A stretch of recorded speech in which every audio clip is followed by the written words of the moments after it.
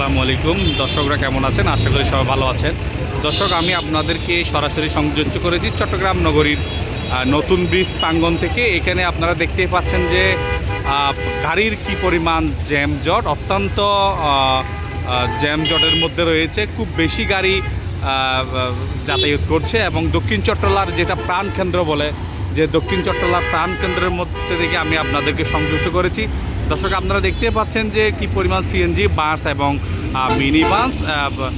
এইটা হচ্ছে দক্ষিণ চট্টলার প্রাণকেন্দ্র, যেটা প্রবেশ মুখ বলে, সেখান থেকে আমি আপনাদেরকে সরাসরি যুক্ত করেছি। দর্শক, আপনারা দেখতে পাচ্ছেন যে এখানে ট্রাফিক আপডেটও কাজ করছে। ট্রাফিক আপডেট যারা পুলিশ কর্মকর্তা রয়েছে তারাও খুব কাজ করছে, কিন্তু তারাও একদম তাদের যে দিন রাত পরিশ্রম করেও তারা এই জ্যামজটগুলো নিরসন করতে পারছে না।